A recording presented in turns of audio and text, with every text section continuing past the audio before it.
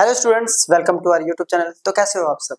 तो आज हम करेंगे क्लास 11th का चैप्टर जो कि हमारा लॉज ऑफ मोशन, उसका हम सेकंड लेक्चर लेके आए हैं। फर्स्ट लेक्चर में हमने कंप्लीट किया था अपना फर्स्ट लॉ ऑफ मोशन, तो आज हम कवर करेंगे अपना सेकंड लॉ ऑफ मोशन। तो चलिए स्टार्ट करते हैं अपना टॉपिक। फर्स्ट टॉपिक है अपना लीनियर मोमेंटम। तो स्टार्ट करेंगे हम लीनियर मोमेंटम से। तो सबसे पहले लीनियर मोमेंटम होता क्या है। तो लीनियर मोमेंटम सिंपली क्या होता है कि मोशन की क्वांटिटी जो उस किसी ऑब्जेक्ट ने होल्ड कर रही होती है उसे हम कहते हैं लीनियर मोमेंटम। अब ऐसे जो है आपको समझ में नहीं आएगी मोशन की क्वांटिटी क्या होती है। ठीक है, हम लोगों ने 9th क्लास में पढ़ा था सिंपली कि लीनियर मोमेंटम जो होता है वो product of mass and velocity होता है। ये तो मैथमेटिकली हो गया, लेकिन होता क्या है जरा उसको हम समझते हैं।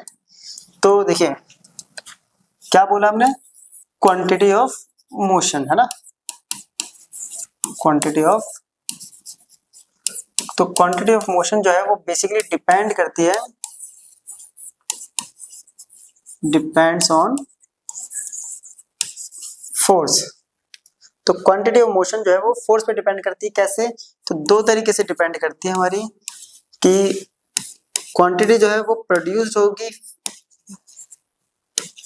फोर्स से प्रोड्यूस होती है और फोर्स से ही डिस्ट्रॉयड होती है।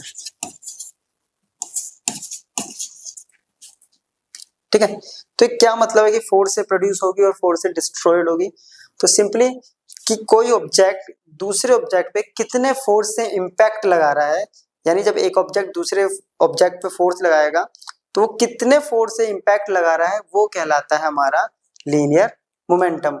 तो जो इंपैक्ट लगता है वो इंपैक्ट प्रोड्यूस भी फोर्स से होता है और उस इंपैक्ट को हम रोक भी फोर्स की हेल्प से ही सकते हैं। ठीक है, रोक भी फोर्स की हेल्प से रोकेंगे उसको और प्रोड्यूस भी फोर्स की हेल्प से करेंगे। तो ये होता है क्वांटिटी ऑफ मैटर। इसके लिए से मैंने एक एग्जांपल ले रखा है। ठीक है, it helps to measure the impact of force exerted by a body on another, जो बात मैंने अभी बोली थी। ठीक है, और ये डेफिनेशन जो होगी ये होगी इसकी mathematical definition, product of mass and velocity. तो उसको जरा समझेंगे। तो यहाँ पे अपने मैंने एक एग्जांपल लिया है। ये अपने पास एक ट्रक है और एक वाटरमेलन है, दूसरी तरफ एक बुलेट है और फिर वाटरमेलन। ये दोनों वाटरमेलन का साइज क्या है, सेम। ठीक है, तो हम ये मान लेते हैं कि जो ट्रक है अपने पास लगभग इसका जो मास है वो 5000 केजी के आसपास हम ले रहे हैं और इसकी जो वेलोसिटी है वो हम रख रहे हैं 5 मीटर पर सेकंड, यानी बहुत स्लो चला रहे हैं।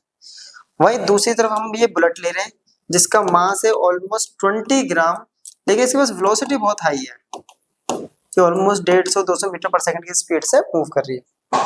अब क्वेश्चन ये है कि अगर ये ट्रक जब इससे टकराएगा और ये बुलेट इससे टकराएगी तो किस केस में जो ये वाटरमेलन है ये फट जाएगा। ठीक है, किसी के माइंड में आएगा कि ये बुलेट फट, इसको क्या करेगी, क्रॉस करके निकल जाएगी, या किसी को लगेगा कि ये फट सकता है। तो दोनों ही केस में क्या होगा, ये जो वाटरमेलन है ये फट जाएगा। इसका रीजन क्या है, क्योंकि अगर ट्रक की बात करें तो इसके पास बहुत हैवी मास है। जब ये हैवी मास इसके ऊपर चढ़ेगा तो उस चढ़ने की वजह से क्या होगा, ये पूरा का पूरा जो वाटरमेलन है फट जाएगा। वहीं दूसरी तरफ अगर बुलेट देखेंगे, मास नहीं है उसके पास लेकिन वो हाई वेलोसिटी से मूव कर रहा है, उस हाई वेलोसिटी से जब बुलेट से टकराएगी तब भी ये क्या होगा, फट जाएगा। तो हमने क्या पढ़ा था, क्वांटिटी सिंपली है ना, quantity of motion contained by a body. ठीक है, या पोजेस्ड बाय अ बॉडी। अब इट मींस यहाँ से क्या समझ में आ रहा है कि मोशन की क्वांटिटी को समझने के लिए हमें दो चीजें समझनी पड़ेगी, एक हो गया मास और दूसरा वेलोसिटी। इट मीन जो क्वांटिटी है वो दो चीजों पे डिपेंड कर रही है ना, फोर्स जो हमने वाला था फोर्स। ठीक है, तो दो चीजों पे डिपेंड कर रही है, मास और वेलोसिटी। अगर किसी ऑब्जेक्ट के पास ये दोनों ही अच्छे हों, यानी दोनों ही लार्ज हो, तो मोशन की क्वांटिटी क्या होगी, काफी टाइम्स इंक्रीज हो जाएगी। दोनों लार्ज मतलब अगर इस ट्रक को हम हाई वेलोसिटी से इसकी मैक्सिमम टॉप स्पीड से टक्कर लगवाएंगे किसी ऑब्जेक्ट पे, तो उस ऑब्जेक्ट पे इसका इम्पैक्ट क्या होगा, तो ये क्या करेगा, उस चीज को क्या कर देगा, तबाह कर देगा ना, जैसे उसको बिल्कुल डिस्ट्रॉयड कर देगा। तो ये इसका क्या हो गया, क्वांटिटी होगी। तो यही कहलाता है हमारा क्या, लीनियर मोमेंटम। तो लीनियर मोमेंटम की जो है वो किस किस पे डिपेंड करता है बेसिकली, तो लीनियर मोमेंटम किस किस पे डिपेंड कर रहा है,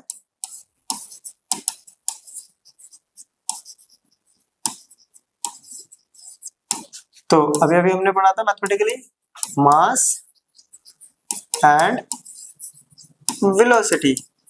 सिंबल होता है इसका P इक्वल्स टू mv। ये एक वेक्टर क्वांटिटी थी वेलोसिटी, तो ये भी एक वेक्टर क्वांटिटी हो गई है अपनी।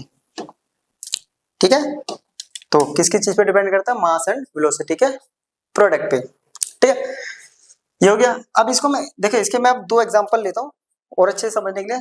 तो एक तरफ मैंने ये ले लिया बॉल और ये दूसरी तरफ ले लिया एक बहुत बड़ा स्टोन। ठीक है, स्टोन का मास जो है इसको मान लेते हैं हम m1 और ये हो गया m2।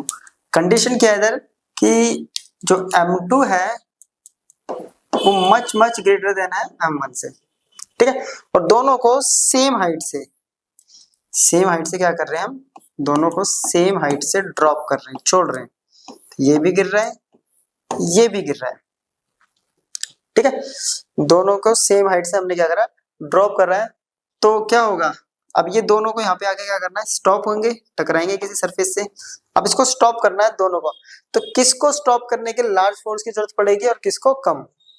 ठीक है, इधर अगर इसको देखें तो इसको फोर्स की जरूरत पड़ेगी, ये इसको पड़ेगी स्मॉल फोर्स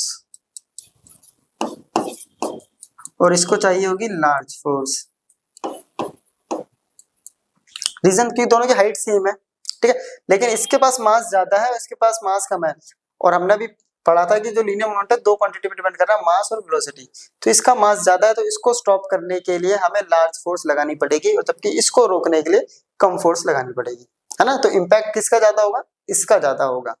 वहीं दूसरी तरफ अगर मैं एक और एग्जांपल लूं फिर से, तो हमने एग्जांपल ले लिया बुलेट का, इट मींस गोली, है ना। अब बुलेट को के दो केस यहाँ मैं ले रहा हूँ। फर्स्ट केस है इसको हम गन से फायर कर रहे हैं और एक को हम थ्रो कर रहे हैं हाथ से। बेसिकली ऐसे, एक को तो गन से फायर करते हैं और एक को हम हाथ से फेंक रहे हैं। अब क्या होगा, ठीक है, अब मास तो यहाँ पे क्या हो गया, सेम हो गया, m तो कांस्टेंट है ना, बट ये जाएगी हाई वेलोसिटी से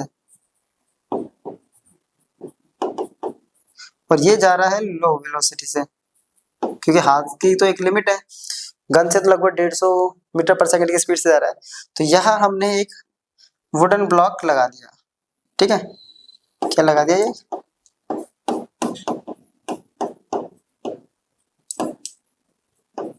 ये वुडन ब्लॉक लगा दिया।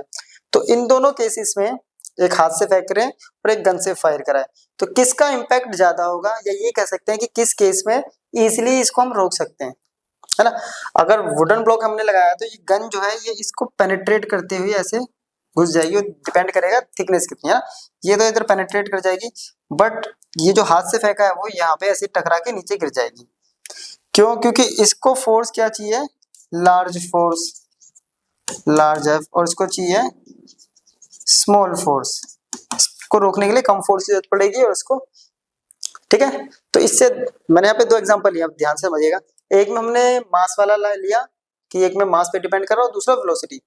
तो लीनियर मोमेंटम जो है वो दो चीजों पे डिपेंड कर रहा है, फर्स्ट वन मास और दूसरा वेलोसिटी। इसलिए लीनियर मोमेंटम जो होता है वो product of mass and velocity होता है। इट मींस अगर किसी ऑब्जेक्ट के पास मास और वेलोसिटी दोनों अच्छे हो तो उसके पास मोशन की क्वांटिटी बहुत ज्यादा होगी। ठीक है, तो इसको हम ऐसे भी पढ़ सकते हैं कि force required to stop a moving object, किसी मूविंग ऑब्जेक्ट को रोकने के लिए जितनी फोर्स की जरूरत पड़ती है वो कहलाता है हमारा लीनियर मोमेंटम। तो फॉर्मूला अपना बन गया लीनियर मोमेंट का, P इक्वल्स टू mv। ठीक है, अब P इक्वल्स टू क्या बनाया हमने, mv। क्लियर, चलिए ऐसा यूनिट की बात करें तो देखिए, मास की होती है kg और वेलोसिटी होती है मीटर पर सेकेंड। वहीं डायमेंशन फॉर्मूला की बात करें तो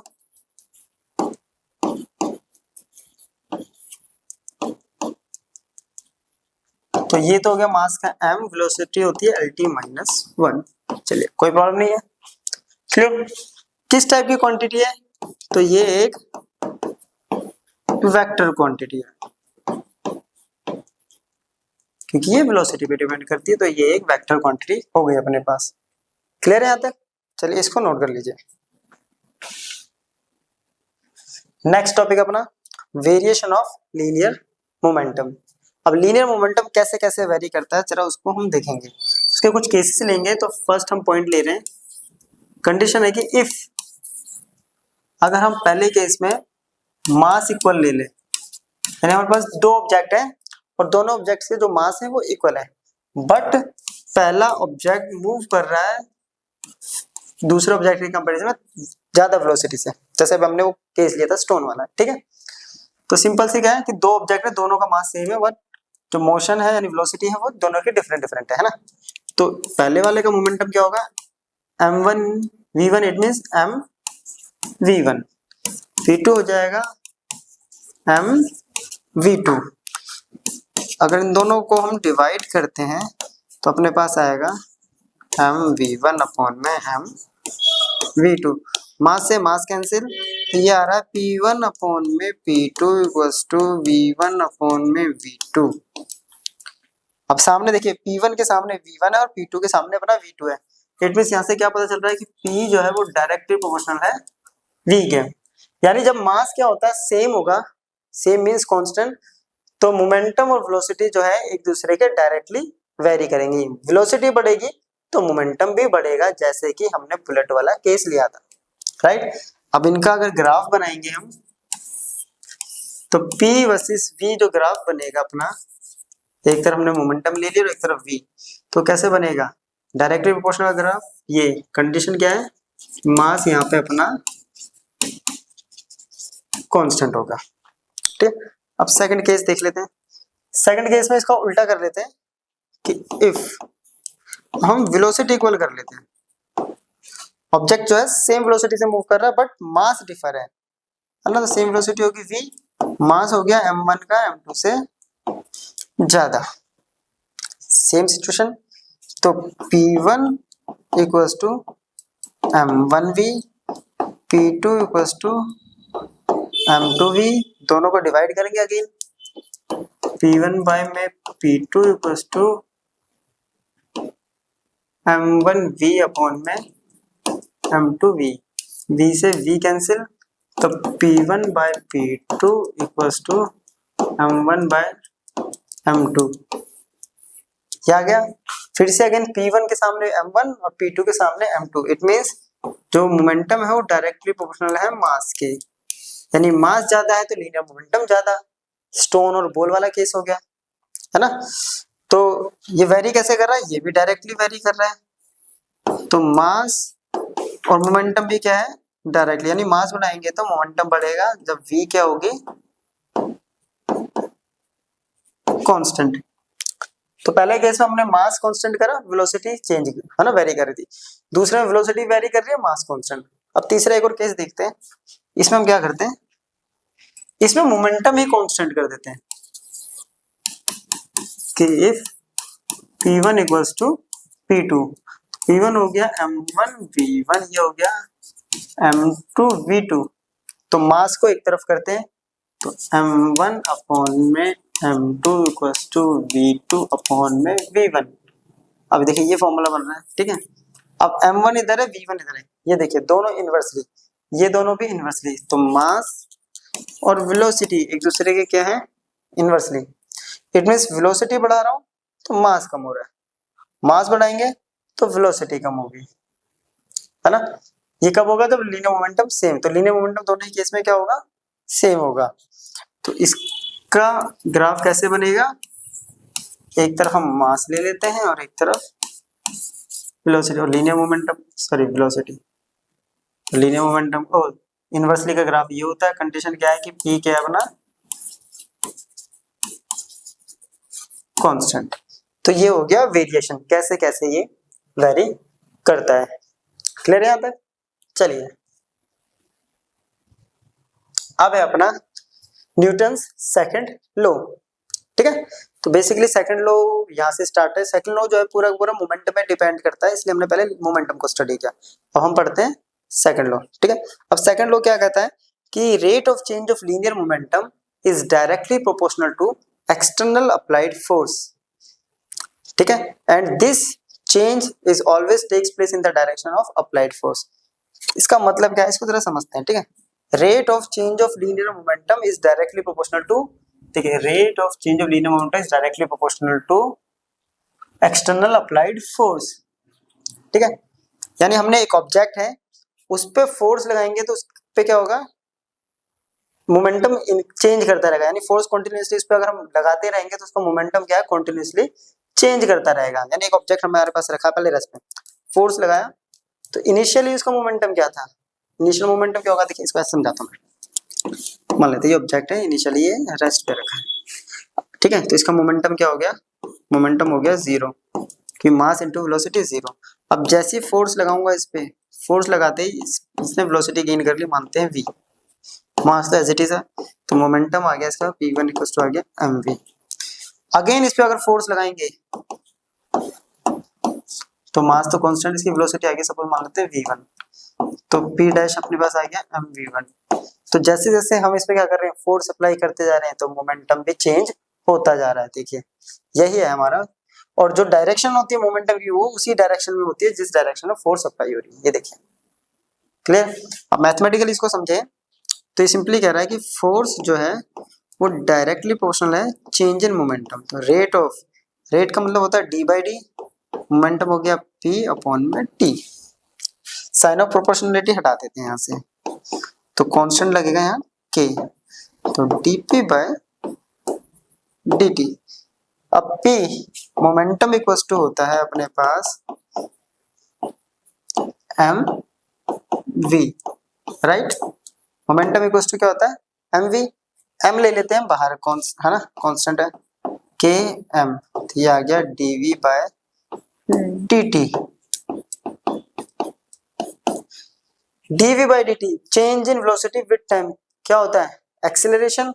तो फोर्स इक्वल टू अपने पास आ गया kma।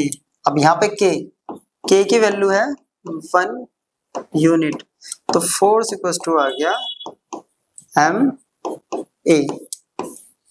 और अगर मैग्नीट्यूड की बात करेंगे तो F इक्वल टू आ गया ma, ठीक है, ये हो गया। तो इससे हमने क्या मिला, फोर्स का एक फॉर्मूला। तो फर्स्ट लॉ और सेकंड लॉ में यही एक डिफरेंस है।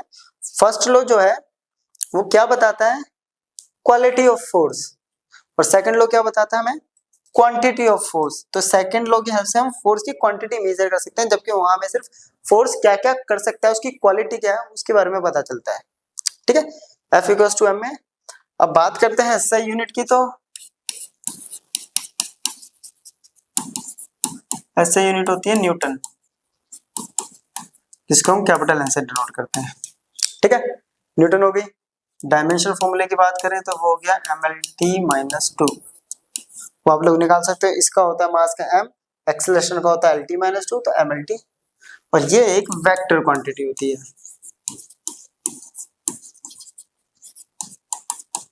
क्या ये एक वेक्टर क्वांटिटी होगी, ठीक है, इसलिए इसके पास डायरेक्शन होती है। चलिए एक बार इसको सारे को नोट कर लीजिए आप, हो गया। चलिए नेक्स्ट, अब हम डिफाइन करेंगे 1 न्यूटन को। ऐसे न्यूटन हमने निकाल ली, तो F इक्वल टू क्या आया था अपने पास, ma। जैसा कि मैंने आपको बता रखा है और आपको पता भी होगा, किसी भी क्वांटिटी को उसको इसकी 1 यूनिट से अगर डिफाइन करना हो तो उसमें क्या करेंगे, उसमें सिंपली क्या करेंगे, जितनी भी क्वांटिटी होती है सबको 1 यूनिट पुट करते जाओ। जैसे ये 1 न्यूटन होता है फोर्स, मास होता है 1 kg, और एक्सेलरेशन होता है 1 मीटर पर सेकंड स्क्वायर। तो ये बन गया 1 न्यूटन की डेफिनेशन। तो 1 newton is the amount of force which produces an acceleration of 1 metre per second square in a body of mass 1 kg in its on direction. It means 1 newton का मतलब क्या होता है, जब कोई बॉडी जिसका मास 1 kg हो, अगर वो 1 मीटर पर सेकंड स्क्वायर के रेट से एक्सेलरेट कर रहा है, तो इट मींस उस पर फोर्स कितनी अप्लाई की गई है, 1 न्यूटन, ठीक है। चलिए इसको नोट कर लीजिए। नेक्स्ट, अब हमें करना है सेकंड लॉ को कंपोनेंट फॉर्म में, ठीक है। चलिए कंपोनेंट फॉर्म मतलब x y z तीनों डायरेक्शन में हम इसको क्या करेंगे, रिजॉल्व करेंगे। तो देखिए अब फोर्स, सेकंड लॉ में हमारे पास क्या आया है, एक तो आया फोर्स, फोर्स इक्वल टू आता है change in momentum with time, और उससे फाइनल कंक्लूजन आया था ma। तो जो जो यहाँ पे वेक्टर क्वांटिटी है उन सबको लिख लेते हैं। वेक्टर के टर्म में हमने लिख लिया ये, कंपोनेंट के टर्म में फोर्स को। सिमिलरली ऐसे हम लिख लेंगे मोमेंटम को, ये हो गया pxi plus P Y J plus P Z K, और एक्सेलरेशन कितना हो गया ए एक्स आई ए वाई जे ए जेड के। ठीक है, अब देखिए फोर्स सेकंड लॉ के अकॉर्डिंग क्या होता है कि जो फोर्स होता है वो होता है change in momentum with time, और साथ साथ इक्वल टू आता है एम ए। अब ये सारी वैल्यूज यहाँ हम सब्स्टिट्यूट कर देते हैं, जैसे फोर्स की वैल्यू पुट करते हैं F X I plus F Y J plus F Z K equals to D Y by D T, P की value P X I P Y J P Z K, और M A की value A X I plus A Y J plus A Z. अब compare करते हैं आई को Y से, तो क्या हो जाएगा F X equals to D Y by D T of P X और equals to M A X. देखिए ये हो गया फोर्स, हो गया एक्स कंपोनेंट में। ऐसे ही हो जाएगा वाई, तो F Y equals to D P Y upon में D T equals to M A Y, ये हो गया वाई कंपोनेंट। और ऐसे हो जाएगा अपने पास Z component D P Z upon में D T equals to M A Z. तो ये हो गया हमारा सेकंड लॉ अपना कंपोनेंट फॉर्म में। चलिए हो गया, नेक्स्ट टॉपिक। नेक्स्ट टॉपिक अपना इम्पल्स ऑफ फोर्स। ठीक है, अब आता है कि इम्पल्स ऑफ फोर्स होता है क्या है। कभी क्रिकेट खेला आप लोगों ने, तो जब भी क्रिकेट खेला है या क्रिकेट देखा होगा तो देखा होगा जो बैट्समैन होता है वो बॉल को हिट करता है ना। बॉल आती है सामने से, बहुत ज्यादा तेज स्पीड से आ रही है या स्पिन भी आ रही है, तो बॉल और जो बैट का कांटेक्ट होता है वो बहुत छोटे से टाइम इंटरवल के लिए होता है, लेकिन फिर भी बॉल बहुत दूरी पे जाती है ना। यही होता है इम्पैक्ट ऑफ फोर्स। जब क्या होता है कि जब किसी स्मॉल टाइम में, शॉर्ट इंटरवल ऑफ टाइम में फोर्स का लार्ज इम्पैक्ट किसी ऑब्जेक्ट पे लगता है, उस फिनोमेना को कहते हैं हम impulse of force, the total effect of a large force which acts for a short time to produce a finite change in momentum। ठीक है, अब इससे एक चीज क्या होती है फाइनाइट चेंज इन मोमेंटम, क्योंकि जब फोर्स लगा रहे हैं तो फोर्स जब अप्लाई हो रही है तो फोर्स अभी पढ़ा था वो मोमेंटम भी चेंज करता है, तो मोमेंटम में चेंज आता है। अब मैथमेटिकली जो डेफिनेशन होती है, it is given by the product of force and the time for which the force acts on the body. It means जो इम्पल्स होता है वो फोर्स और टाइम के प्रोडक्ट के बराबर होता है। तो इम्पल्स समझ में आया आपको बेसिकली, या किसी के जब चांटा मारते हैं, कांटेक्ट जो होता है हाथ का वो बहुत माइनर टाइम के लिए होता है लेकिन बहुत तेजी से लगता है ना। तो इम्पल्स इक्वल्स टू क्या हो गया फोर्स इंटू टाइम, साथ साथ इक्वल्स टू हो गया चेंज इन। तो इट मीन्स अगर इसको सिंबल की फॉर्म में लिखेंगे तो I vector equals to force into time equals to P2 minus P1, यह है। अब इसको हम जरा प्रूफ भी करेंगे, ठीक है, सेकंड लॉ की हेल्प से। तो सेकंड लॉ क्या कहता है, according to Newton's second law. देखिए सेकंड लॉ सिंपली कहता है कि F इक्वल्स टू होता है dP बाय dt। इस dt को लेके आएंगे तो अपने पास क्या होगा F dt इक्वल्स टू, यहाँ बच गया। अब इसको देख के साफ क्लियरली हो रहा है कि ये इंटीग्रेशन होने वाला है ना, तो इंटीग्रेट कर देते हैं इसको, इंटीग्रेटिंग बोथ साइड्स। ठीक है, तो ये कर दिया हमने इंटीग्रेशन। यहाँ होगा dt का इंटीग्रेशन और यहाँ होगा dp का इंटीग्रेशन। अब टाइम का रिस्पेक्ट, जब टाइम 0 था तो मोमेंटम हमने मान लिया इसके पास p1 था कुछ, तो टाइम t तक आता था मोमेंटम हो गया p2। dt का इंटीग्रेशन क्या होगा t तो डी टी का तो इंटीग्रेशन आ गया अपने पास टी, लिमिट आ गई 0 से टी। डी पी का इंटीग्रेशन हो गया पी, लिमिट आ गई P1 P2।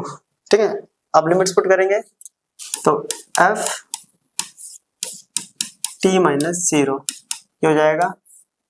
लिमिट्स पुट करेंगे, upper limit minus lower limit, solve करेंगे तो क्या आ रहा है, F into T equals to P2 minus P1, और F इंटू टी जो होता है वो होता है इम्पल्स। ये हो गया इसका प्रूफ। चलिए एक बार इसको नोट कर दीजिए आप, हो गया, यहाँ तक हो गया। अब देखिए, अब बात करते हैं इसकी एसआई यूनिट की।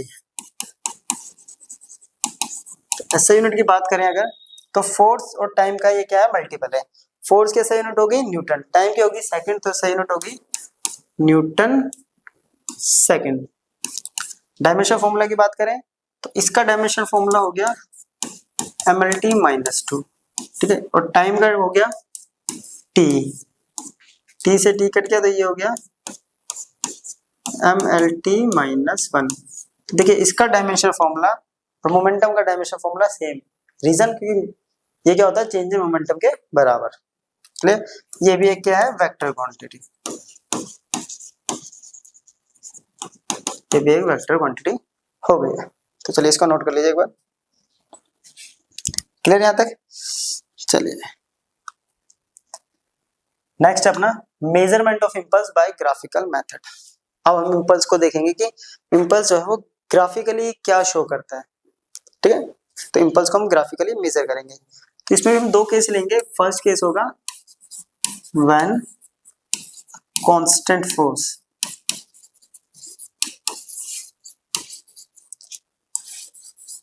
Acts on a body. It mean जब कांस्टेंट फोर्स जब किसी बॉडी पे एक्ट करती है, एक केस होगा, और दूसरा लेंगे हम वेरिएबल का। तो पहले कांस्टेंट का कर लेते हैं।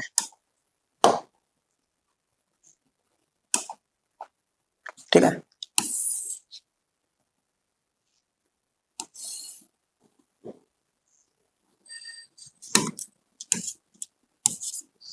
तो हमने एक तरफ ले लिया फोर्स और दूसरी तरफ ले लिया टाइम, और कांस्टेंट फोर्स का मतलब ये रे 2 पॉइंट, यहाँ पे ये हो गया कांस्टेंट फोर्स, ये 2 पॉइंट।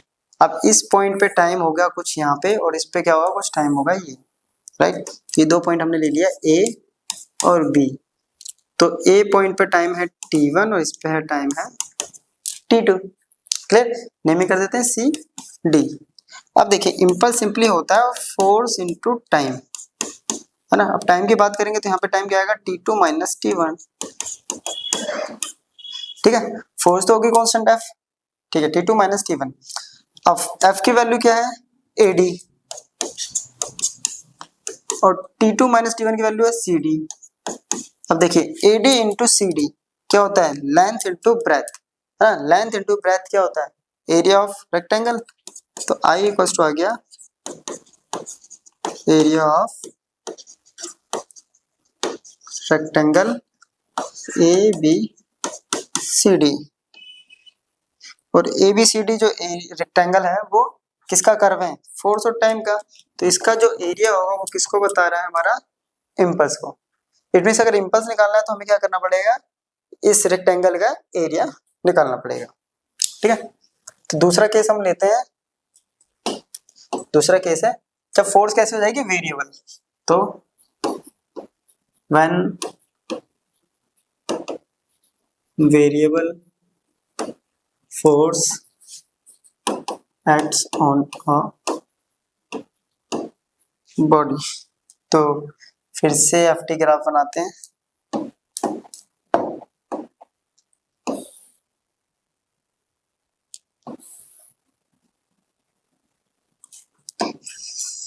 एक तरफ हमने ले लिया फोर्स और एक तरफ ले लिया हमने टाइम फिर से। ठीक है, फोर्स और टाइम की एक्सेस ले ली। क्लियर, कंडीशन क्या है, फोर्स होनी चाहिए वेरिएबल। तो चलिए वेरिएबल ये कर रही है, ये वेरी कर रही है हर पॉइंट पे, है ना। तो एक पॉइंट हो गया ये ए, दूसरा हो गया ये बी। तो ए पे अब कॉरेस्पॉन्डिंग टाइम देखते हैं। ये टाइम हो गया इसका, और इसका ये टाइम हो गया। क्लियर, तो ए बी इसको मान लेते हैं सी डी। तो वही सी में अगेन T1 और ये हो गया T2। लेकिन जब वेरिएबल हो रहा होता है तो उस केस में हम क्या करते हैं, एक स्ट्रिप, एक एलिमेंट लेते हैं। तो इसमें हम एक एलिमेंट पहले कंसीडर कर लें, उसकी हेल्प से हमारे सॉल्व हो जाएगा। तो ये एक एलिमेंट ले लेते हैं, ये रहा एक एलिमेंट, ये एलिमेंट हमने ले लिया पी क्यू ये हो गया डी टी, ठीक है, ये एलिमेंट ले लिया पी क्यू आर एस। तो सबसे पहले हम इसके अक्रॉस से निकालेंगे। अब कैसे निकालेंगे, इम्पल्स अपने को पता है, ये क्वेश्चन होता है एफ इंटू टी। अब बात करेंगे इसकी, तो ये इस एलिमेंट के लिए बात करेंगे तो एफ इंटू डी टी हो जाएगा, राइट। अब एफ इक्वल टू क्या हो गया, ये पी एस, डी टी हो गया आर एस। देखिए P S into R S, तो इस छोटे से रेक्टेंगल का क्या हो जाएगा, area, area of rectangle P Q. और ये जो आएगा वो स्मॉल अपना इम्पल्स आ रहा है ना, क्योंकि छोटे एलिमेंट के लिए। अगर हमें इम्पल्स टोटल निकालना है तो अपने को क्या करना पड़ता है, सिंपल इंटीग्रेशन करना पड़ेगा एफ डी टी का। टी की लिमिट हमें दे रखी है t1 टू t2, क्योंकि टाइम का यहाँ पे इंटीग्रेशन हो रहा है तो टाइम की लिमिट्स हमने पुट कर दी। तो मैथमेटिकली तो अपने को पता ही आ जाएगा एफ टी t1 t2, तो ये आ जाएगा एक बार upper limit minus lower limit. तो ये तो अपने को पता ही तो आएगा, लेकिन हमें क्या करना है ग्राफिकली। तो ग्राफिकली देखते हैं। अब एफ डी टी की वैल्यू आई थी area of rectangle P Q R S, है ना। तो आई इक्वल टू क्या होगा, integration of area of rectangle P Q R S. अब पी क्यू आर एस का जब हम इंटीग्रेशन करते हैं, जैसे कि हमने डी टी का इंटीग्रेशन किया तो टोटल टाइम मिला, स्मॉल टाइम का इंटीग्रेशन करने पर टोटल टाइम मिलता है। तो स्मॉल ये जो एलिमेंट है इसका करेंगे तो क्या आएगा, इस पूरे कर्व का एरिया मिलेगा अपने को। तो क्या आएगा, equals to area of curve A B C D A. तो यहां से क्या पता चल रहा है कि इस केस में भी एरिया आ रहा था, उस केस में भी एरिया आ रहा था। इट मीन्स अगर इंपल्स निकालना है तो हमें फोर्स टाइम ग्राफ का जो कर्व होगा उसका एरिया निकालना पड़ेगा। It means impulse equals to area under force time graph. तो जब भी अपने पास ग्राफिकल टाइप के क्वेश्चन होंगे तो हम क्या करेंगे, एरिया निकाल देंगे तो इंपल्स अपने आप निकल जाएगा। क्लियर हुआ यहाँ तक, चलिए। अब अपने पास है application of Newton second law of motion. ये बेसिकली किस पे डिपेंड करता है, इंपल्स की हेल्प से भी हम इसको एक्सप्लेन कर सकते हैं और इसको हम सेकंड लॉ से इंपल्स बना है। तो देखिए इसको मैं इसको ऐसे समझाता हूँ, पहले देखिए सिंपल सा। अगर फोर्स इक्वल्स टू देख रहे हैं हम dp बाय dt, राइट। तो फोर्स और टाइम में क्या है, इनवर्सली प्रोपोर्शनल का रिलेशन है, ठीक है। फोर्स और टाइम क्या है, इनवर्सली, यानी टाइम बढ़ाएंगे तो फोर्स कम होगा। और अगर इंपल्स की बात करेंगे तो उसकी हेल्प से भी हम इसको देखते हैं, ठीक है। मान लेते हैं अपने पास जो इंपल्स है वो है 30 न्यूटन सेकेंड। अब 30 कैसे कैसे आ सकता है तो उसकी कैलकुलेशन देखते हैं। अगर मैं इसको टाइम को पहले 1 सेकंड रखूं या मैं टाइम 2 सेकंड रखूंगा तो फोर्स हो जाएगा अपने पास 15। टाइम अगर 3 सेकंड रखूंगा तो फोर्स हो जाएगा अपने पास 10। टाइम को 5 रख रहा हूं तो फोर्स हो रहा है 6। टाइम को 6 कर रहे हैं तो फोर्स हो जा रहा है 5। टाइम को 10 कर रहे हैं तो फोर्स हो जा रहा है 3, राइट। और टाइम को अगर मैं क्या कर रहा हूँ 15 कर रहा हूँ तो फोर्स हो जा रहा है 2। ध्यान से देखिए क्या कर रहे हैं हम, सिंपल सी टाइम बढ़ाओ और फोर्स घटाओ, सिंपल था बंदा। यानी टाइम बढ़ाएंगे तो फोर्स कम हो रही है ना। On increasing time force will be decrease, ठीक है। टाइम देखो धीरे जैसे जैसे टाइम बढ़ रहा है, टाइम बढ़ता जा रहा बढ़ता जा रहा बढ़ता जा रहा, फोर्स क्या हो रही है देखिए कम होती जा रही है। तो दोनों ही केस में क्या, टाइम बढ़ रहा है फोर्स कम हो रहा है। तो सिंपल सी बात है, जहां भी हमें टाइम बढ़ाएंगे वहां फोर्स का इम्पैक्ट क्या हो जाएगा, कम हो जाएगा। इसी फैक्टर को लेके ही क्या होते हैं इसके एप्लीकेशन है। तो न्यूटन सेकंड लॉ के जो भी एप्लीकेशन हम डेली लाइफ में यूज करते हैं उसमें बेसिकली क्या कर रहे हैं, टाइम बढ़ा रहे हैं और फोर्स का इम्पैक्ट कम कर रहे हैं, जिससे कि जो भी फोर्स का इम्पैक्ट हो कम पड़ेगा किसी भी ऑब्जेक्ट पे तो उसको क्या होगा, हार्म कम होगा उसको, ठीक है। तो पहला एग्जांपल अगर देखें ये, ठीक है, ये आप लोगों ने 9th क्लास में भी पढ़ा है और स्पेशली देखा भी होगा, और अगर क्रिकेट खेलते हैं तो ये करा भी होगा कि जब बॉल हाइट से आती है ना, जब बॉल बहुत हाइट से आती है और फील्डर जब उसको कैच करता है तो कैच करते टाइम वो अपने हाथों को पीछे की तरफ या कह सकते हैं कि नीचे की तरफ लेकर जाता है। उसका रीजन क्या होता है, बॉल जब उसको यहाँ कैच करेगा तो उसका टाइम इंटरवल अलग होगा, यहाँ तक आते आते टाइम बढ़ गया, टाइम बढ़ा तो फोर्स का इम्पैक्ट कम हो गया और जिसकी वजह से हाथों में चोट कम लगेगी। तो इसको आप नोट कर सकते हैं। ठीक है, एक एग्जांपल ये भी है। ठीक है, इसमें क्या है, ये जो शोकर होते हैं, ये शोकर देखें, ये शोकर जो होते हैं, ये स्प्रिंग्स होती है मोटी मोटी। इसका काम क्या होता है, जब बाइक कोई भी व्हीकल चाहे वो कार हो, जब बहुत ऊपर खावड़ इट मीन अनइवन रोड पे जब वो जाता है तो अनइवन रोड पे झटके आते हैं। झटके का मतलब होता है फोर्स, है ना, फोर्स लगता है तो ये बहुत धीरे कंप्रेस होता है। तो धीरे कंप्रेस होने का मतलब क्या है, ये टाइम इंटरवल को क्या कर देता है, इंक्रीज कर देता है। टाइम इंटरवल इंक्रीज होते ही फोर्स का इम्पैक्ट कम हो जाता है, जिसकी वजह से चलाने वाले के बैक में चोट नहीं लगेगी और वो इजीली निकल जाएगा। यानी यहाँ पे हमने इम्पैक्ट ऑफ फोर्स कम कर दिया। ठीक है, ऐसे बहुत सारे एग्जांपल्स हैं।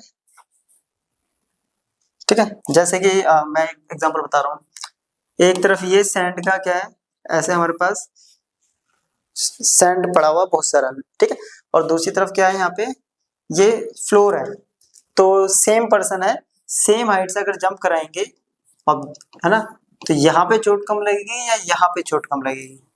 सबको पता है अगर फ्लोर पे गिरेंगे तो चोट ज्यादा लगेगी और यहाँ पे चोट कम लगेगी। क्यों, जब ये इस पे से कूदेगा तो इसके अंदर पैर इसके जाएंगे तो ये टाइम इंटरवल को क्या कर देता है, इंक्रीज कर देता है, जिसकी वजह से फोर्स का इफेक्ट कम। जबकि यहाँ पे टाइम इंटरवल शॉर्ट रहता है और फोर्स का इम्पैक्ट ज्यादा। सेम होता है जब हम कप या ग्लासेस खरीद के लेके आते हैं तो उसको थर्माकोल की पैकिंग में रखा जाता है, उसका भी सेम ही क्या होता है, फिनोमिना है, वो टाइम इंटरवल को बढ़ा देते हैं। जब उसको ट्रांसपोर्ट करते हैं, ठीक है, गाड़ियों से, तो ट्रांसपोर्टेशन में क्या होता है, वो टकरा के टूट सकते हैं, तो वो टाइम इंटरवल को बढ़ा देगा और टाइम इंटरवल बढ़ते ही क्या होगा, फोर्स का इम्पैक्ट कम हो जाता है और जिसकी वजह से चोट कम आती है। ठीक है, चलिए इसको नोट कर लीजिए। अब हम करते हैं इस पे कुछ क्वेश्चंस, तो क्वेश्चन की हेल्प से ये ज्यादा और अच्छा हो जाएगा। तो अपना फर्स्ट क्वेश्चन है, a force of 72 Newton is inclined to the horizontal at an angle of 60 degree. Find the acceleration in a mass of 9 kg which moves in a horizontal direction. क्या कर रहा है, एक ऑब्जेक्ट है, उस पर 72 Newton force लग रही है इंक्लाइन डायरेक्शन में, वो भी हॉरिजॉन्टल से 60 डिग्री। तो इसको पहले समझते हैं।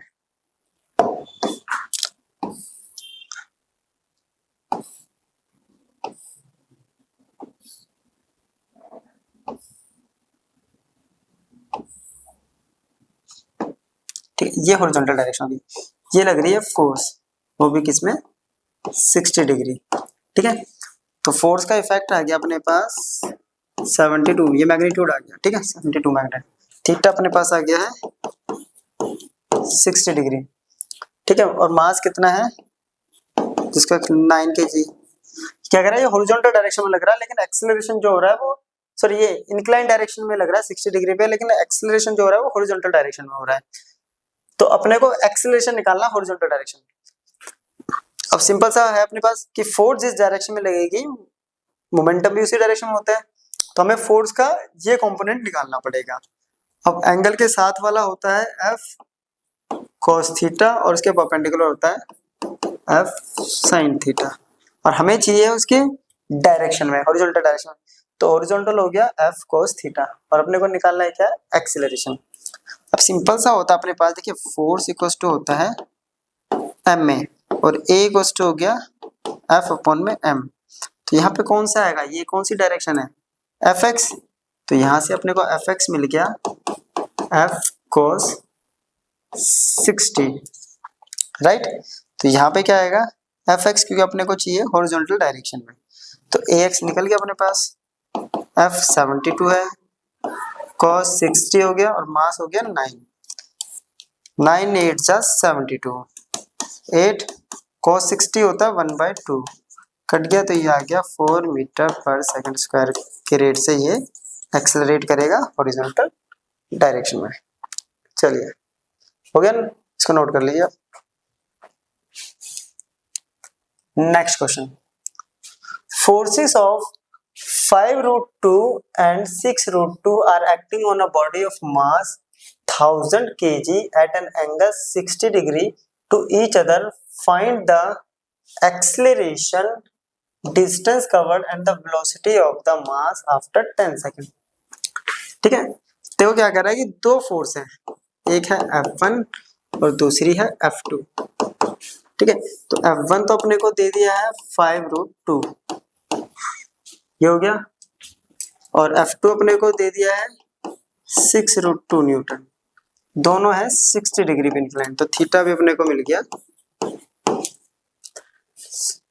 और ये दोनों जो है किसी ऑब्जेक्ट पे एक्ट कर रही हैं जिसका मास है 1000 kg। चलो यहाँ तक ये भी हो गया, यहाँ तक क्लियर हो क्वेश्चन ना। दो फोर्स है, किसी ऑब्जेक्ट पे लग रहा है जिसका मास है 1000 kg, तो हमें उसका एक्सेलरेशन निकालना है। अब अगेन फोर्स इक्वल टू होता है एफ में, और ए इक्वल टू हो गया F/m।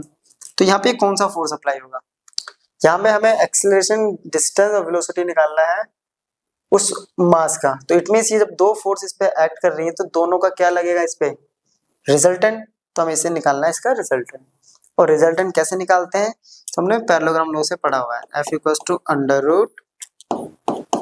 √(f1², f2², 2f1 f2 cos 60। Clear. अब F1 की वैल्यू पुट करेंगे तो 5√2 इसका स्क्वायर, ये हो गया 6√2 इसका स्क्वायर प्लस 2 × 5√2 × 6√2, और cos 60 होता है 1/2, और यहाँ आ गया रूट। देखिए 1/2 से ये 2 कैंसिल, 5 का स्क्वायर क्या होता है 25, √2 का हो गया 2, ये हो गया 36, √2 का हो गया 2, 5 × 6 = 30, √2 हो गया 2।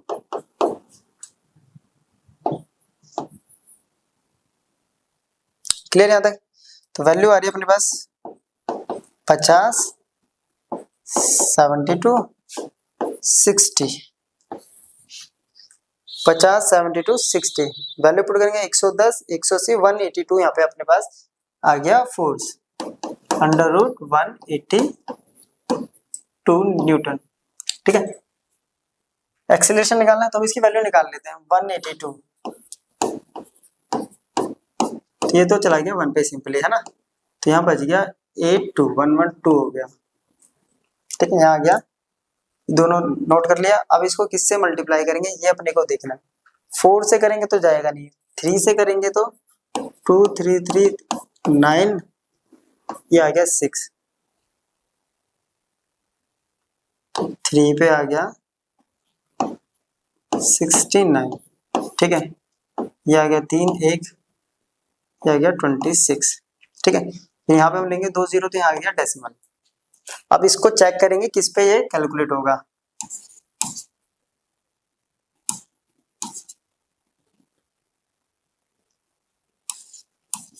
सॉरी 2 तो हो गए नहीं, 2 का तो बहुत छोटा जाएगा, 5 पे 6 पे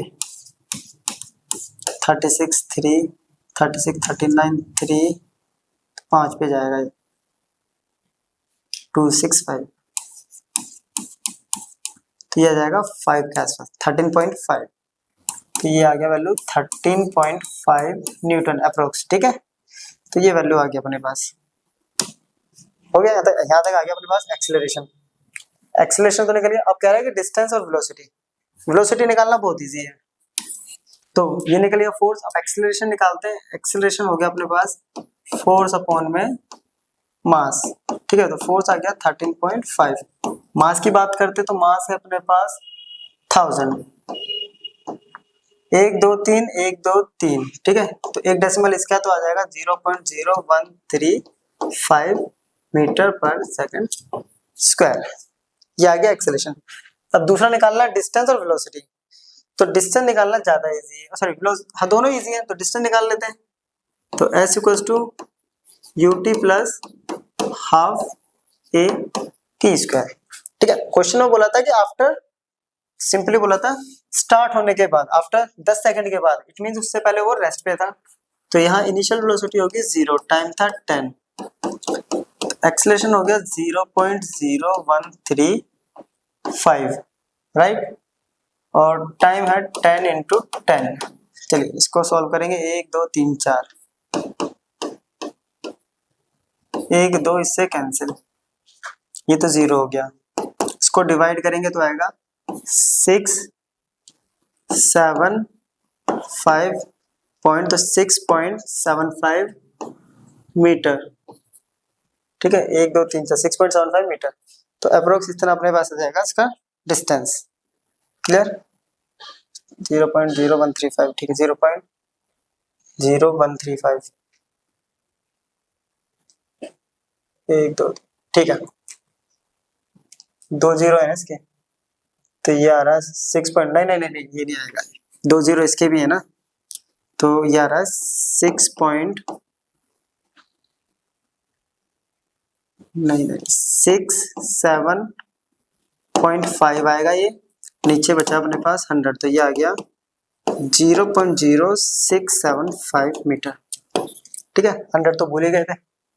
अब दूसरी एक और चीज इसमें क्वांटिटी निकालनी थी, वो है वेलोसिटी। चलिए वेलोसिटी निकालते हैं। तो वेलोसिटी इक्वल्स टू होता है u प्लस at, u हो गया 0, a आ गया 0.135, 0.0135 इंटू 10, तो वैल्यू कितनी आ गई, 1 0 इससे कम हो जाएगा तो 1.3, तो 0.135 ये हो जाएगी वेलोसिटी। चलिए इसको कर लीजिए नोट। नेक्स्ट क्वेश्चन देखते हैं। तो क्वेश्चन बोल रहा है the force F acting on a particle of mass m is indicated by the force time graph as shown। ठीक है, क्या कह रहा है, the change in momentum of the particle over the time interval from 0 to 8 second. एक object है जिसका मास m है, उस पे हम फोर्स लगा रहे हैं और उसको हमने मेंशन किया है फोर्स टाइम ग्राफ को।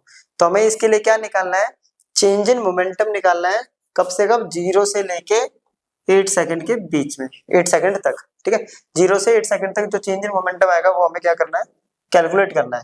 तो देखिए फोर्स टाइम ग्राफ जो होता है तो वो रिप्रेजेंट करता है हमारा F इंटू टी, और ये इक्वल टू होता है चेंज इन मोमेंटम, राइट। और एफ टी कर्व जो है, एफ टी कर्व उसको सॉल्व करना है तो हमें क्या सॉल्व करना पड़ता है, एरिया, यानी हमें यहाँ पे एरिया कैलकुलेट करना पड़ेगा। अब एरिया कैसे कैलकुलेट करेंगे, तो उसको नेमिंग करते हैं पहले, A B C D E F G H और आई, ठीक है। तो एक तो हो गया ट्रायंगल, दूसरा हो गया ये रेक्टेंगल, और ये एक ये रेक्टेंगल। अगर हमें चेंज इन मोमेंटम निकालना है तो हमें फोर्स टाइम ग्राफ का एरिया निकालना पड़ेगा। तो P2 माइनस P1 निकालना है, राइट। तो पहले हम निकालते हैं सिंपल सा, मैं अब इतना बड़ा लिख रहा हूँ, ट्रायंगल हो गया ए बी सी, ठीक है, दूसरा हो गया रेक्टेंगल हो गया सी डी ई एफ। अब ये देखिए नीचे की तरफ है वो ऊपर की तरफ है, नीचे की तरफ है तो इसका एरिया हो जाएगा माइनस, फिर ये ऊपर की तरफ है तो इसका एरिया होगा, ये रेक्टेंगल एक हो गया एफ जी एच आई, ये ऊपर है दोनों तो ये पॉजिटिव, ये नीचे है तो ये नेगेटिव। अब फॉर्मूला होता है 1/2 बेस इंटू हाइट। अब इसका बेस है AC और हाइट है इसका C से B। इसका होता है length into breadth, CD into CF या FC, ठीक है, FC ये रेक्टेंगल ऊपर, FG इंटू GH। अब इनकी वैल्यू निकालते हैं हम, ठीक है। अब वैल्यू कैसे निकलेगी, देखिए 1/2 AC की value, AC 2 minus 0, 2 minus 0, CB की वैल्यू ये है 6 माइनस 0, ठीक है, 6 माइनस 0 माइनस CD की वैल्यू C से D 0 और ये आ रहा है 3, 3 माइनस 0 और FC 4 minus 2 plus FG 3 minus 0 GH 8 minus 4, ठीक है। ये वैल्यूज हमें वैसे भी आती है आप लोगों को। तो ये तो हो गया सिंपल 2, 1/2 इंटू 2, ठीक है, इंटू आ गया अपना 6, माइनस में आ गया 3, मल्टीप्लाई में आ गया 2, प्लस में आ गया 3, मल्टीप्लाई में आ गया 4, ये गया 2, वैल्यू आ गई 6 माइनस 6 प्लस 12, 6 से 6 खत्म, आंसर आ गया 12, ठीक है, न्यूटन सेकेंड। अब मैं चेंज इन मोमेंटम निकालना था, ऑप्शन मैच करते हैं तो ऑप्शन नंबर सी अपना करेक्ट हो गया। चलिए इसको नोट कर लीजिए। नेक्स्ट क्वेश्चन कह रहा है a stone is dropped from a height h if it hits the ground with a certain momentum p, if the same stone is dropped from a height 100% more than the previous height, the momentum when it hits the ground will change by। एक पत्थर है, वो किसी height h से गिर रहा है, ठीक है, तो इसको जरा समझते हैं पहले। तो ये एक पत्थर है, मास कितना है इसका m, ये हाइट h से गिर रहा है यहां पर, तो इसका मोमेंटम है p, मोमेंटम है क्या p। चलिए तो इनिशियली मोमेंटम क्या होगा, अब मोमेंटम इक्वल टू होता है m v। अब इसमें हाइट भी दे दिया है, ठीक है, तो हमें हाइट, क्योंकि आगे बोला कि हाइट इसने इंक्रीज कर दिया 100%, तो हाई के टर्म में इसको हमें कन्वर्ट करना पड़ेगा। तो देखिए ऊपर इनिशियल वेलोसिटी कितनी है 0, नीचे v वेलोसिटी से टकराएगा, तो हमने पढ़ा हुआ v square minus u square equal to होता है 2gh, तो v स्क्वायर माइनस 0 इक्वल टू 2gh, तो v इक्वल टू क्या हो गया अंडर रूट, इसको यहाँ सब्स्टिट्यूट करेंगे तो मोमेंटम कितना आ गया m अंडर रूट 2gh, तो ये एक इक्वेशन हो गई, ठीक है। अब क्या कर रहा है कि सेम स्टोन को हम 100% हाइट बढ़ा देते हैं, 100% हाइट मतलब कि नई जो h डैश है वो पहली h में अगर हम उसका 100% 100/100 इंटू h, सिंपल क्या हो गया ये 2h हाइट से इसको फेंकते हैं, 100% हाइट बढ़ाने का मतलब क्या हो गया, हाइट हमने डबल कर दी है ना, डबल हाइट से गिरेंगे तो वेलोसिटी में चेंज आ जाएगा, क्या चेंज आएगा, अभी यहाँ पे क्या आता है 2gh है, तो ये क्या होगा 2g इंटू 2h, सिंपल सा, तो v डैश क्या हो जाएगा 2g इंटू 2h और इसका रूट, तो नया मोमेंटम कितना आ गया m v डैश, तो m under root 2g into h और इंटू 2। अब ये क्या था m इंटू, इसको हम ऐसे लिख सकते हैं, देखिए m into 2gh into root 2, ये क्या है सिंपल m इंटू 2g, ये हो गया अपने पास p, तो p डैश इक्वल्स टू आ गया root 2 times of p, right, equation second. क्या बोला है the momentum when hits the ground will change by, तो चेंज इन मोमेंटम परसेंटेज निकालना है ना, तो सिंपल चेंज इन मोमेंटम क्या होगा,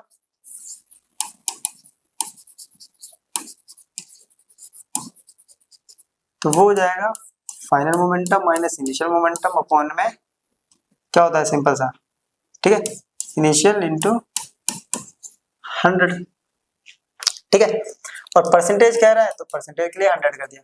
p डैश की वैल्यू क्या है रूट 2 p, ये हो गया p, यहाँ से आ गया p कॉमन लेके कट जाएगा तो ये बच गया रूट 2 100 भी, ठीक है, तो रूट 2 माइनस 1 इंटू 100, ये बचा है रूट 2 की वैल्यू होती है 1.41 इंटू 1 इंटू 100, तो ये आ गया 0.41 इंटू 100, सॉल्व करेंगे तो क्या आ गया 41%, तो इतने परसेंट इसमें मोमेंटम में चेंज आएगा, है ना। तो अब इसका ऑप्शन देखते हैं, 41 ऑप्शन है अपने पास, तो बी ऑप्शन यहाँ पे अपने पास करेक्ट आ गया है, क्लियर। चलिए नोट कर लीजिए। Next question, a body under the action of force this acquires an acceleration of 1 meter per second square, the mass of this body must be। तो इससे बहुत सिंपल क्वेश्चन है, क्या कर रहा है एक बॉडी है इसका फोर्स है, ये फोर्स कितनी दे दी है, तो F factor equals to 6i cap minus 8j cap plus 10k cap, accelerate कर रहा है वो 1 मीटर पर सेकंड स्क्वायर के रेट से, तो मास कितना होगा, अब देखिए फोर्स इक्वल टू होता है एम ए और एम इक्वल टू होगा एफ बाई में। अब एक्सेलरेशन जो है वो हमें स्केलर टर्म में दे रखा है और मास खुद एक स्केलर क्वांटिटी है, तो हमें फोर्स को भी किस में करना पड़ेगा, स्केलर में। तो फोर्स को स्केलर में कैसे करेंगे, तो उसका मैग्नीट्यूड निकाल देते हैं, अंडर रूट 6 का स्क्वायर प्लस -8 का स्क्वायर प्लस 10 का स्क्वायर, राइट। 6 का स्क्वायर तो आ गया अपने पास 36, 64, 100, 36, 64, 100, 100 प्लस 100 200, तो इसका 200 का क्या हो जाएगा 10√2 न्यूटन फोर्स आ गया। m निकाल देते हैं 10√2 और नीचे एक्सीलरेशन दे रखा है 1, तो आंसर कितना आ गया मास का 10√2। अब 10√2 चेक करते हैं है अपने पास, तो ये आ गया ऑप्शन सी अपना यहाँ करेक्ट हो गया। चलिए इसको नोट कर लीजिए। Next question, a sand is being dropped on a conveyor belt at the rate of m kg per second, ठीक है। the force necessary to keep the belt moving with a constant velocity v meter per second will be, क्या कह रहा है, एक bag है sand का, है ना, बैग है या सिंपल सैंड जो है किसी कन्वेयर बेल्ट की होती है जो बेल्ट चलती रहती है ना, उसके ऊपर गिर रही है। किस रेट से गिर रही है, अब रेट का मतलब क्या होता है कि dm बाई dt, टी ही क्यों, तो यहाँ पता चल जाता है यूनिट से, देखिए केजी पर सेकंड, ये है m केजी पर सेकंड के रेट से गिर रही है। कह रहा था force necessary to keep the belt moving, कितनी फोर्स की जरूरत पड़ेगी अगर बेल्ट इसी वेलोसिटी से, यानी जब वो गिर रही है सैंड तब भी वो इसी वेलोसिटी से गिरती रहेगी, तो v क्या है अपने पास यहाँ कांस्टेंट, तो वो फोर्स निकालने हैं। अब देखिए फोर्स इक्वल टू बेसिकली होता है ma और a इक्वल टू होता है dv बाई dt, लेकिन यहाँ पे ये मास हमारा कांस्टेंट है नहीं, है ना, तो हम इसको रिप्रेजेंट करेंगे dp बाई dt और जिसको हम लिख सकते हैं d mv बाई, अगर इसको हम क्या करेंगे डिफरेंशिएट दोनों टर्म को, तो क्या हो जाएगा v को एज इट इज रख देते हैं पहले, सेकंड का डिफरेंशिएशन यानी m का डिफरेंशिएशन, फिर m का एज इट इज रख देते हैं v का डिफरेंशिएशन। अब देखिए v क्या है अपने पास कांस्टेंट, कांस्टेंट की वजह से ये क्या हो जाएगा 0, तो f इक्वल्स टू क्या आ गया अपने पास v dm बाई dt, ठीक है, v dm बाई dt और dm बाई dt की वैल्यू है m, तो ये आ गया v इंटू m, यानी अरेंज करेंगे तो mv, इतनी फोर्स की जरूरत पड़ेगी हमें mv न्यूटन। अब मैच कर लेते हैं कि mv कहाँ है अपना ऑप्शन, mv बाई 2 0, तो ऑप्शन देखिए ये मिलेगा सी अपना यहाँ करेक्ट हो गया, सिंपल सा। चलिए next question, an object of mass 3 kg is at rest, now a force of this is applied on an object, then the velocity of object at t equals to this। कह रहा है एक object है जिसका मास है 3 kg, rest पे रखा हुआ है ना, u 0 है, इनिशियल वेलोसिटी 0 है और उस पर फोर्स लग रही है ये, तो हमें वेलोसिटी निकालनी है जब टाइम कितना हो जाएगा 3 सेकंड, तो कैसे करेंगे, देखिए मास अपने को मिल गया है 3 kg और फोर्स अपने को दे दिया है 6t स्क्वायर आई कैप प्लस 4t जे कैप, क्लियर। अब देखिए फोर्स इक्वल टू सिंपल सा होता है अपने पास वही dp by dt, dp by dt, right. अब p की वैल्यू क्या होगी, मास तो कांस्टेंट है, ये हो जाएगा dmv बाई में dt, राइट, m बाहर आ गया तो ये आ गया m dv by dt, right, dt को उधर लेके आएंगे मल्टीप्लाई, तो ये आ गया force dt equals to m। अब यहाँ साफ पता चल रहा है कि इंटीग्रेट होना है, तो बोथ साइड क्या कर देते हैं हम इंटीग्रेट, सॉरी पहले वैल्यू पुट कर देते हैं, फोर्स की वैल्यू हमें दे रखी है तो फोर्स की वैल्यू यहाँ पुट करते हैं 6t स्क्वायर आई कैप प्लस 4t जे कैप dt, इधर m 36 है ना, 36 वेलोसिटी हो गया अपना बस dv। अब देखिए इंटीग्रेशन का साइन लगा दिया दोनों तरफ, क्योंकि इसके पास t है तो t की टर्म्स ही क्या होंगी, इंटीग्रेट होगी। रेस्ट पे है तो टाइम 0, ठीक है, रेस्ट पे वेलोसिटी भी 0, रेस्ट पे बोला इनिशियली स्टार्ट कर रहा है, टाइम हो गया 3 सेकंड, तो वेलोसिटी हमने मान लिया v, यही फाइंड आउट करना है। अब इंटीग्रेट करेंगे इसका, देखिए 6 3 टी स्क्वायर का इंटीग्रेट होता है t की पावर 3/3 और i क्या बचा हुआ है, तो ये लग गया यहाँ पे लिमिट 0 से 3, 4t t का इंटीग्रेशन होगा t की पावर 2/2, j क्या बचा हुआ है, ये आ गया अपने पास 0 से 3, 36 ऐसे, v का इंटीग्रेशन हो गया v कैप, सॉरी v 0 से v है ना, v वेक्टर 0 से v हमने यहाँ पे पहले इसको क्या कर दिया, पुट कर दिया। अब देखिए 3 से ये गया 2 पे, 2 लिमिट्स पुट कर देते हैं, 3 का क्यूब माइनस 0 का क्यूब, ठीक है। चलिए ये गया 2 पे 2 और यहाँ पे क्या बचा हुआ i कैप, क्लियर, ये हो गया 3 का स्क्वायर माइनस 0 का स्क्वायर, अपर माइनस लोअर कर दिया 36, ये हो गया v माइनस 0। चलो सॉल्व कर देते हैं, 27 इंटू ये हो गया 54 आई कैप प्लस 9 18 जे कैप, यहाँ जे ही रह गया और इक्वल टू आ गया, मास कितना है 3 kg, सॉरी 36 नहीं है, 3 kg है, तो 3 ये 3 kg दे रखा है, ठीक है, तो 3 kg, इस 3 को इधर ले आते हैं, इधर आ गया वेलोसिटी, ये आ गया 3 इधर,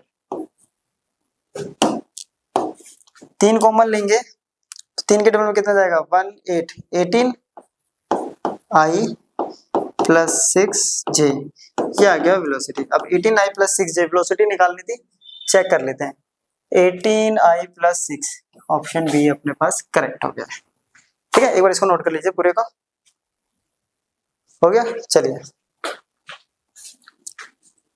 नेक्स्ट क्वेश्चन कह रहा है, if the force on the rocket moving with a velocity of 300 meter per second is 210 Newton, then the rate of combustion of the fuel, ठीक है।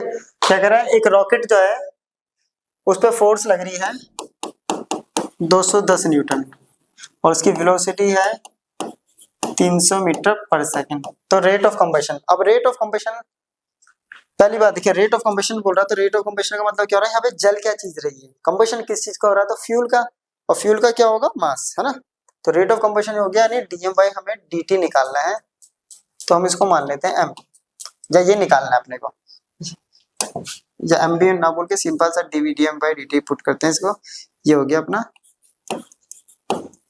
रेट ऑफ,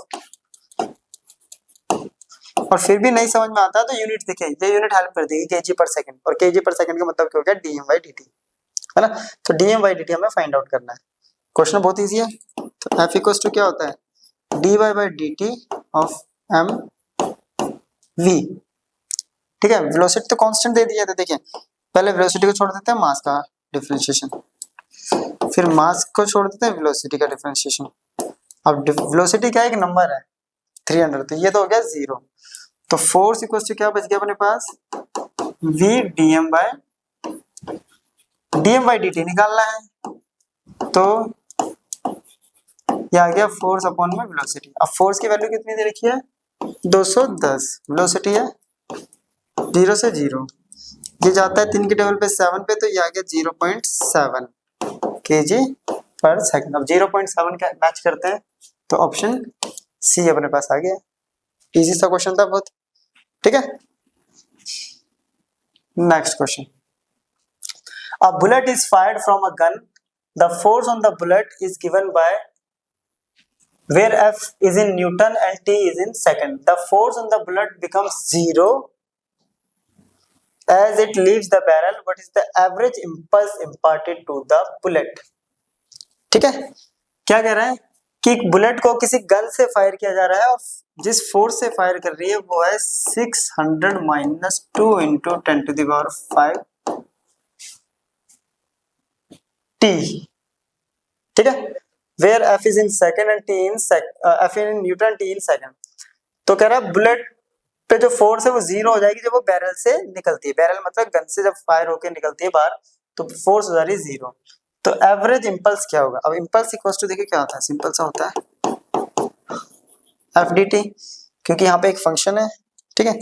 अब dt पे अपने को क्या चाहिए कि पहले इसकी वैल्यू पुट करनी है। अब यहाँ पे टाइम की वैल्यू नहीं दे रखी है हमें, सबसे बड़ी बात तो कि टाइम यहाँ पे dt हो रहा है तो हमें क्या हो रहा है, टाइम की लिमिट्स नहीं है। तो अब देखिए क्वेश्चन में हमें बोला है व्हेन f इक्वल्स टू 0, जब फोर्स 0 हो जा रही है, कब, बैरल से निकलने के बाद, है ना, फोर्स 0 हो जा रही है। इस इक्वेशन में पुट करेंगे 600 minus 2 into 10⁵ t equals to 0। इसको उधर लेके जाएंगे तो 600 इक्वल्स टू 2 इंटू 10⁵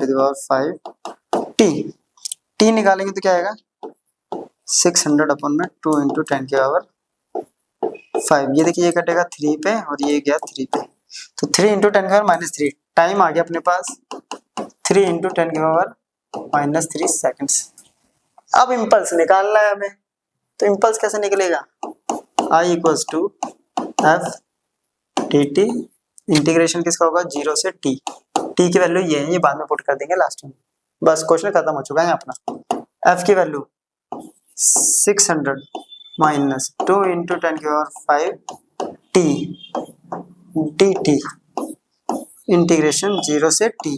अब 600 है dt के रिस्पेक्ट में, dt के साथ इंटीग्रेशन क्या होगा इसका 600t, ठीक है, लिमिट पुट कर देते हैं यहाँ, तो 0 से t माइनस 2 इंटू 10⁵ बाहर आ गया, t का इंटीग्रेशन हो गया t की पावर 2/2, लिमिट हो गया 0 से t।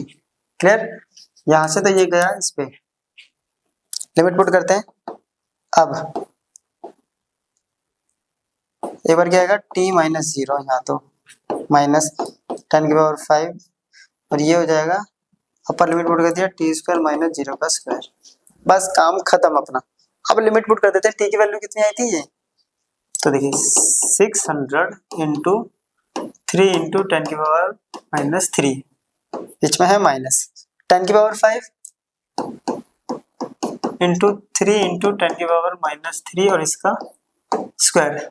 देखिए ये क्या होगा, ये 2 0 है, ये से काट देगा 1 बचेगा, ये आ गया 18, और 1 0 आ गया तो ये आ गया 10⁻⁻1, ये आ रहा है 10⁵, ये आ रहा है अपने पास 9 और 10⁻⁻6। इसको सॉल्व करेंगे तो 10 आ गया -1, -1 मीन्स 1.8, या -1 इट मीन 0.9, 1.8 0.9 आ गया 0.9 न्यूटन सेकंड। अब मैच करते हैं 0.9 न्यूटन सेकंड, तो ये रहा ऑप्शन अपना करेक्ट। क्लियर, चलिए इसको कर लीजिए नोट। नेक्स्ट क्वेश्चन, ठीक है, नेक्स्ट क्वेश्चन करते हैं। A satellite in force free space sweeps stationary interplanetary dust at a rate of dm by dt equals to alpha v, where m is mass and v is the speed of the satellite and alpha is the constant the acceleration of satellite is। ठीक है, तो ये option दे रखे हैं। क्या कर रहा है, एक सैटेलाइट है, वो किसी फोर्स फ्री स्पेस में क्या कर रहा है, इंटरप्लैनेटरी डस्ट को स्वीप आउट कर रहा है, साफ कर रहा है, उसे सफाया कर रहा है, किस रेट से, इस रेट से। तो जो dm बाई dt है वो है अल्फा v के बराबर। m यहाँ पे मास हो गया, v स्पीड हो गया सैटेलाइट की, और सॉरी m मास हो गया, v स्पीड हो गया और अल्फा कांस्टेंट हो गया। ठीक है, एक्सेलरेशन निकालना है। अब देखिए फोर्स इक्वल टू होता है अपने पास rate of change of momentum, momentum बोले तो mv, राइट। अब इसका डिफरेंशिएट करेंगे v dm बाई dt, दूसरे में हम मास को रख देंगे dv बाय dt। ठीक है, यहां तक हो गया। अब क्वेश्चन को देखो पढ़िए, v क्या है यहाँ पे, स्पीड, स्पीड यानी मैग्नीट्यूड, तो ये हो गया कांस्टेंट, कांस्टेंट मतलब ये हो गया 0, ये टर्म 0 होगी तो ये बच गया v dm by dt, right, dm by dt यहां तक आ गया। तो f equals to v dm by dt अपने को दे रखा है इनटू अल्फा v, तो ये आ गया अल्फा v, फोर्स आ गया। अपने को क्या निकालना है, एक्सीलरेशन। अब फोर्स इक्वल टू होता है ma, तो a इक्वल टू हो गया f बाय m, f आ रहा है अल्फा v स्क्वायर, नीचे आ गया m, तो मैच करते हैं option alpha v square by m, ये रहा। अब माइनस का मतलब क्या आ रहा है कि ये रिटार्ड कर रहा है, कैसे, क्योंकि ये जब डस्ट में जा रहा है तो इस रेट से क्या हो रहा है, ये जो इस रेट से ये डस्ट को क्या कर रहा है, स्वीप आउट कर रहा है, तो यहाँ पे जो है मोशन डिक्रीज हो जाएगा, और मोशन जब डिक्रीज होगा तो यहाँ पे जो एक्सीलरेशन होगा वो नेगेटिव होगा, तो इसलिए ये रिटार्ड कर रहा है। तो ऑप्शन ये अपना करेक्ट हो गया। चलिए, तो ये था हमारा आज का लेक्चर, जिसमें हमने क्या कवर किया, अपना न्यूटन सेकंड लॉ और उसके कुछ न्यूमेरिकल्स। तो नेक्स्ट लेक्चर हम इससे आगे के टॉपिक को कवर करेंगे। तो तब तक के लिए स्टडी करते रहिए, तो मिलते हैं नेक्स्ट वीडियो में।